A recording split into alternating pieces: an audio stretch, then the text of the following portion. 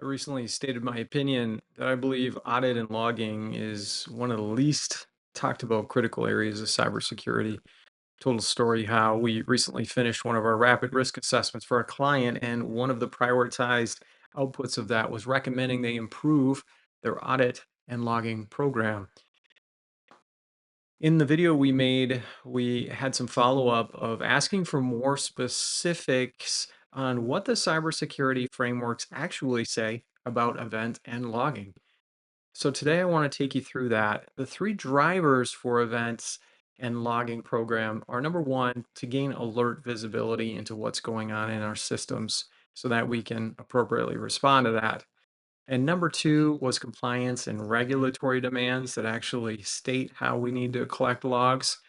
And three, for forensic purposes, in the event you ever have an incident or a breach, this is your ability to go back and ask the what, who, when, how, where questions so that you can put together a storyline and use that information to prevent that same incident from happening again in the future. So let's cover a few frameworks and what they say about collecting events and alerts. We'll look at the NIST 800-171, the NIST 853, the NIST Cybersecurity Framework, the CIS controls, and we'll also grab a line from the Cloud Security Matrix. First off, the NIST Cybersecurity Framework. It's broken down into 5 pillars. The first pillar is identify. The second pillar is protect. But within the protect pillar, it says audit log records are determined, documented, implemented, and reviewed in accordance with policy.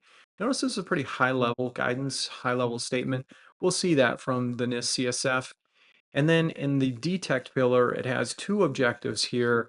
Detected events are analyzed to understand attack targets and methods. And secondly, event data are collected and correlated from multiple sources and sensors.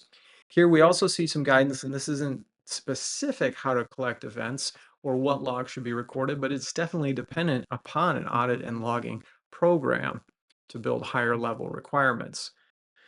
When we look at the NIST 853, we're going to get much more prescriptive on what they want that control to be. In the section called Audit and Accountability, they have a section 2 on event logging.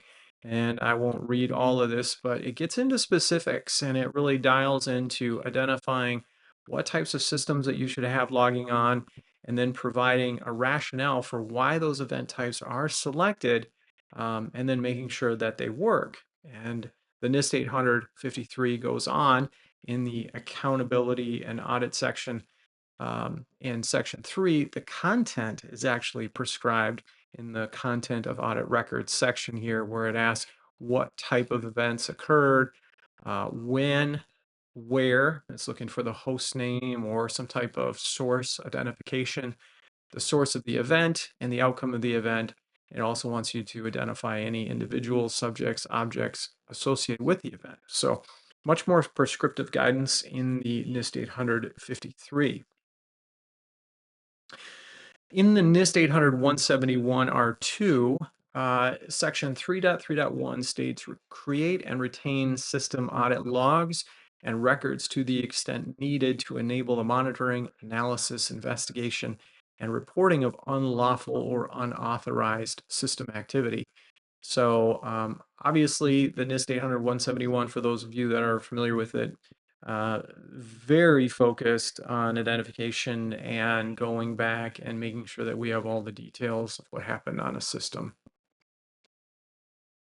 The Center for Internet Security, also known as the CIS, in section 8.5, section titled Collect Detailed Audit Logs, configure detailed audit logging for enterprise assets containing sensitive data, include event source, date, username, timestamp, source, addresses, destination addresses, and other useful elements that could assist in a forensic investigation. So again, within the CIS, we see more prescriptive direction on what it's looking for in these logs.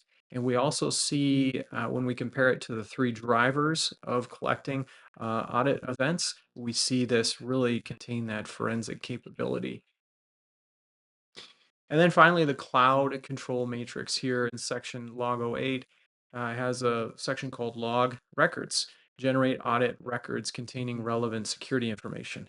This is probably the most generic one that we have, but we have to remember it's under the umbrella of a cloud control matrix, which is trying to be a direction for cloud controls. And because it contains so many different technologies and SaaS platforms, this is about as directive as it can be because we don't have that same type of configuration option as we do on local operating systems.